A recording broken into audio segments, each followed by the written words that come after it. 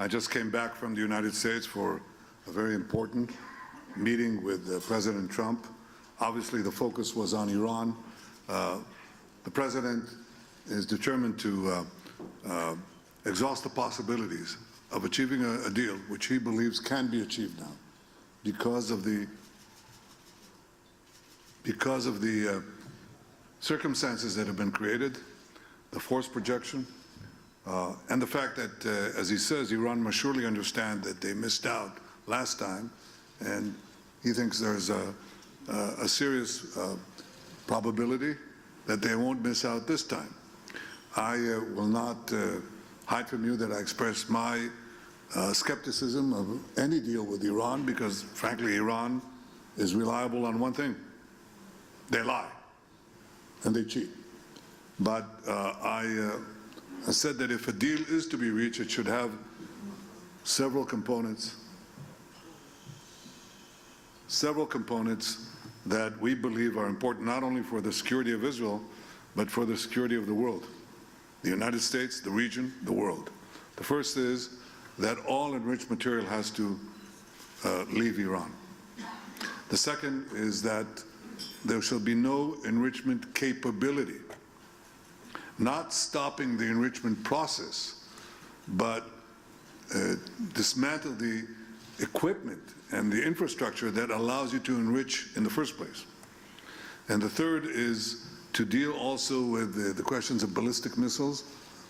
There's an MTCR limitation of 300 kilometers, and Iran is supposed to adhere to it. Of course it doesn't, as the Rising Lion operation by itself manifested.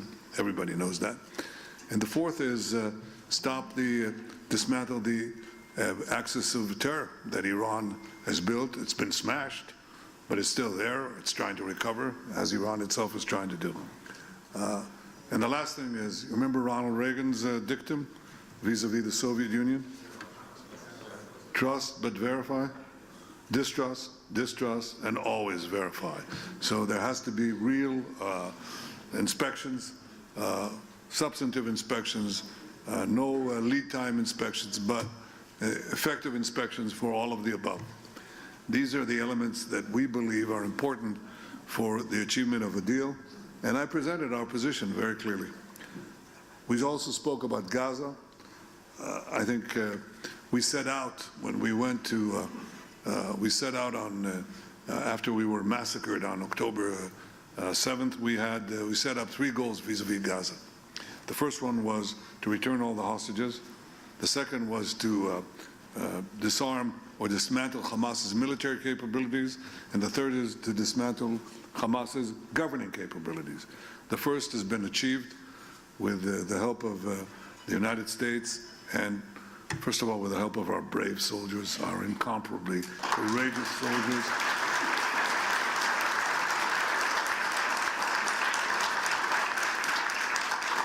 The support that we got from President Trump and his team, the support we got from you and so many around the world, and the decisions that we made not to cower and not to submit to the pressures that were put on us from outside and from inside. We stood our ground. We got every single one of these people out, including the last hero, Rani Gvili, incredible hero. But there are so many others. We stood our ground there. We also stand our ground on the other two things that have to happen. Under President Trump's 20-point plan, when we move to Phase B, what has to happen is that Hamas must first be disarmed, and then Gaza must be demilitarized. Disarmed means that it must give up its weapons, not main weapons. And what are the main? People said heavy weapons. There are practically no heavy weapons in Gaza. There's no artillery, there are no tanks. There's nothing. The heavy weapon, the one that does the most damage, is called an AK-47. Okay? That's it. That's how they execute people. That's how they shoot our people. That's what they use. Assault rifles. That's what they used in the massacre of October 7th. That's what they used. That's what they did the worst massacre of the Jewish people since the Holocaust with AK-47s. 60,000 of them. They have to go outside. obviously RPGs, rockets, and so on. But that's the main weapon, and that has to go. So first, disarm Hamas, and second, demilitarize Gaza. What does that mean? They still have tunnels there. We dismantled about 150 kilometers of 500 kilometers of tunnels. We have to complete the job. That means also that you can't hide weapons labs or other facilities that they use to rearm themselves, regroup and reform, which they're trying to do. We're giving the President's plan a chance. And he put it very succinctly. He said, it can be done the easy way, or it can be done the hard way. We hope that it'll be done the easy way, because we know the ravages of war, we know what it means to lose people. We know the human cost of war. But that goal has to be achieved one way or the other, and one way or the other, it will be achieved.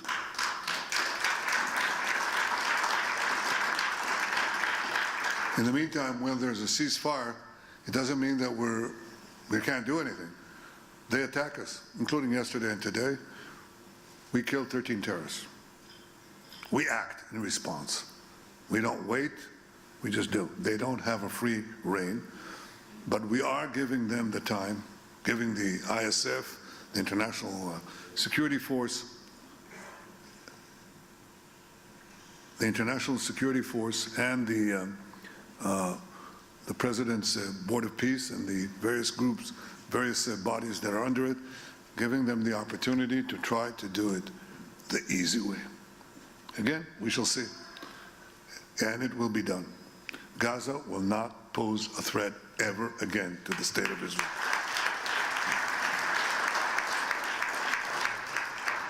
Now, obviously, we have other fronts. The most important one is the front of vilification to the Jewish state and the Jewish people, and the rampant anti-Semitism, which I'll talk about in a minute. But I want to bring to your attention what is happening, because you will not know it if you turn on the television stations and so on, depends which, of course, you wouldn't know what is happening here. The most important thing that is happening is that people are coming to us. Nations are coming to us. Companies are coming to us. Enormous economic powers are coming to us. Israel has been ranked by The Economist, not a particular fan of me or of the State of Israel in recent years, but it ranked the Israeli economy among the 3 most vibrant economies in the world, just now. Now, this comes after 2 years of war. 2 years.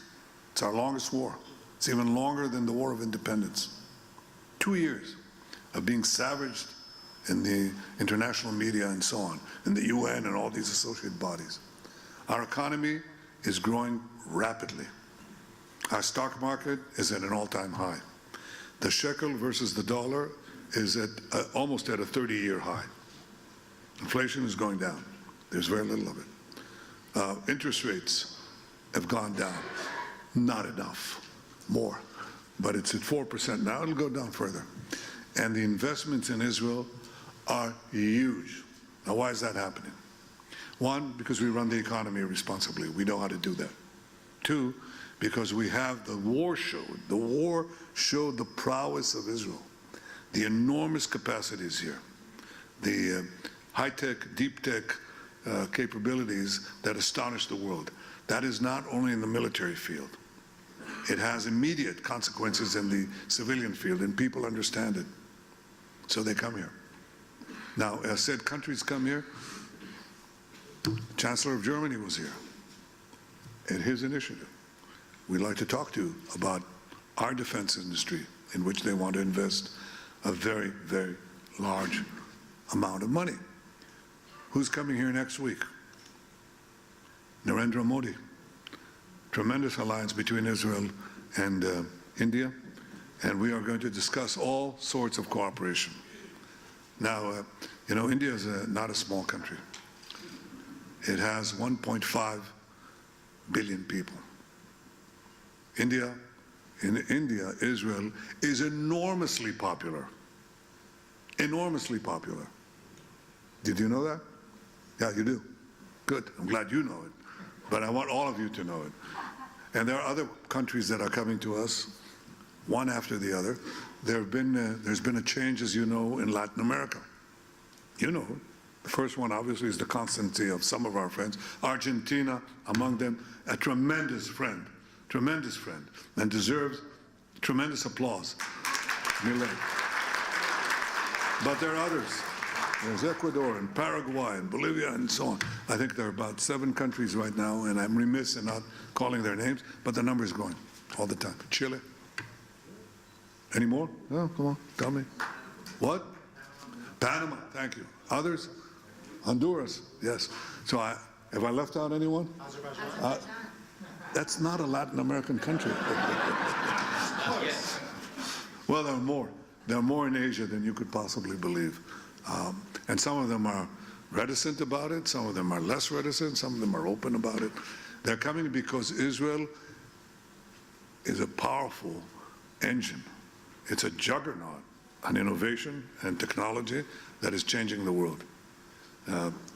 About 10 years ago, I said that Israel will be among the top 3 cyber powers in the world.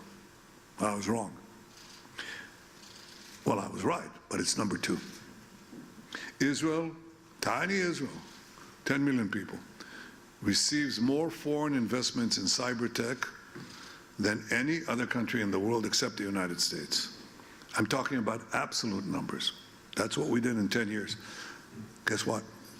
We're going to do exactly the same thing in AI. We just signed a major agreement with the United States on AI cooperation. We're going to do the same thing in quantum. This is our advantage, and we pursue it with a vengeance. Israel is a very strong country coming out of the war. Coming out of the war, strong economically, strong militarily, strong technologically, and we intend to be a lot stronger. Now, why am I telling you this? Because I believe, oh, and by the way, the United States just issued a Security Council memorandum, and it described its vision of regional alliances and anchor countries, and it called Israel, you know, the model ally. The model ally. An ally that obviously believes in democratic principles, but is willing to fight for itself. We don't ask for American boots on the ground. We develop our own arms industry. By the way, that's something I discussed too with President Trump, with deep appreciation for American support given over the years by both parties, both sides of the aisle, for Israel's military assistance. But I said, just as I said when I was first elected in 1996, first time I was elected, I said, we have come of age economically, or we will reform our economy with free market principles, so we don't really need, we can afford to give up over a phased period the economic aid that we were receiving at the time, which was financial aid, which was $1.2 billion. That was a lot of money in those days.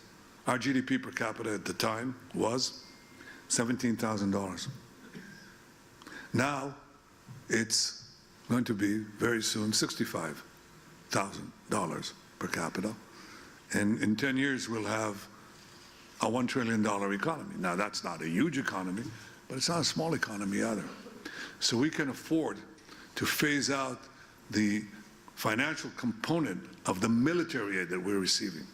And I propose a 10-year drawdown to zero. Now, in the 3 years that remain in the present Memorandum of Understanding, and another 7 years, draw it down to zero. Israel will support itself, and does, just as we fight for ourselves. At the same time, we want to move with the United States from aid to partnership, because we have phenomenally gifted technologists and developers of all sorts of defense systems. And we share it with our friend, the irreplaceable friend of the United States. But we want to have now joint investments. We put in one part, they put in an equal part, and we share the fruits. But our goal is to build an independent arms industry in Israel. I think the entire world understands what kind of world we enter, and that's something that we intend to do. I'm saying all this about our capacity to defend ourselves, our strength, because it relates to the last point that I want to make to you. I think people are probably shocked by the waves of anti-Semitism that are sweeping those societies, free societies, the United States, Europe, Australia, where we had the tragedy on the Bondi Beach and elsewhere, and in America itself. And that is indeed shocking. Well, it isn't necessarily shocking if you see the cycles of anti-Semitism throughout the ages. Yes, anti-Semitism had a brief respite. It did, respite after World War II, after the Holocaust, but it came back. It was quite prominent before World War II. No one here is old enough to have known Father Coughlin. Do you know who Father Coughlin was? Do you want to describe to them who Father Coughlin was? Semite with a massive radio audience and had a lot of influence in America. Well, Detroit. yep. Okay, so some of you are old enough. Well, read about it. We only read about it. Well, he was an isolationist, he was a rabid anti-Semite and so on. And of course, World War II, it was enormously powerful. And then came World War II, and we know the rest. And now it's rearing its putrid and ugly head again. Okay, it is. But if you look at the course of Jewish history, then what you see is that this was a fairly constant phenomenon. I mean, once we had lost our land, once we were scattered among the nations, we were ready prey. We were ready prey. And eventually, when there was societal change, the Jews always were blamed. And we were blamed in antiquity, 500 years before the birth of Christ. People don't know about the Hellenistic anti-Semitism that was here in the diaspora. And then what happened in the Middle Ages, you are familiar with. And it happened in modern times. And these attacks on the Jews were always preceded by vilification, horrible vilifications that even so-called civilized and educated people adhere to. The Jews poisoned the wells, the Jews spread vermin, the Jews slaughter Christian children to use their blood for baking matzahs. And this goes into modern times. The Nazis basically said the same thing. And all these vituperations, all these slanders were always accompanied eventually by either exile or pogroms or mass murder. That's what happened to the Jews, one country after the other, into modern times. I think the great change in Jewish history was brought about by the great change in Jewish history, which Herzl saw very clearly, was that when the Jews have their own independent state, they will have the independent power to roll back the physical attacks against us.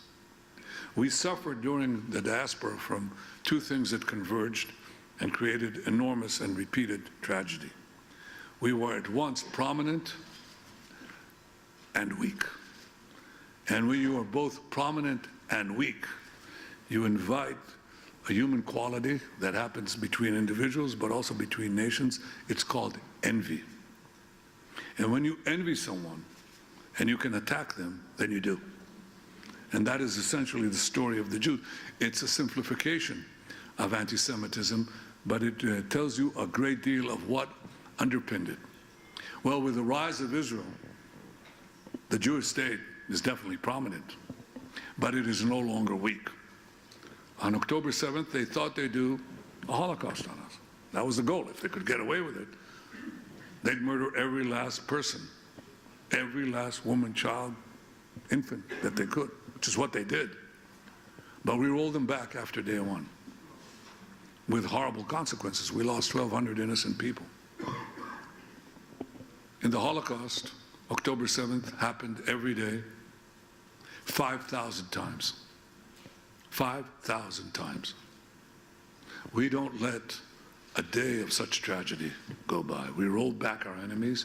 We're in the process of destroying the remainder of that terror axis. We can fight back. And countries are coming to us because we have that strength. And I submit to you that that strength is something that we have to display in every country. In Australia, in Europe, in the United States, everywhere. I say to you in front of these vilifications, do not cower.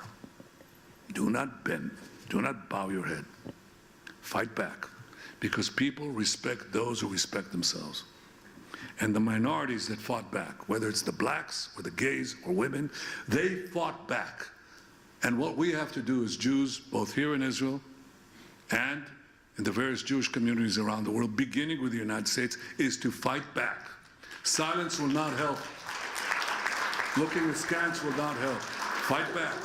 That's what I tell you. That's what I tell young Jewish students that I meet. I'm very proud of them when I meet them. I see that they have this inner fire. But it must be a policy. We fight back. There's going to be a media war. There's a digital war. Yes, I know all of that. And we're going to fight it together. But the most important thing is that you are willing, God, I hate to borrow this phrase, fight, fight, fight. You have to fight back. The first requirement to defeat anti-Semitism is to fight anti-Semitism. It's the only way. There's no other way.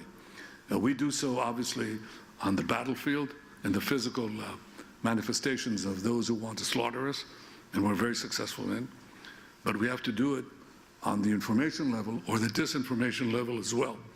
And I guarantee you that if we do so, the Jewish future, as you see in this remarkable state, the Jewish state, the state of our people, will have a remarkable future. Thank you for your consistent, unqualified, unfettered support. Thank you, dear friends, and we'll see you next year in Jerusalem. Thank you very much.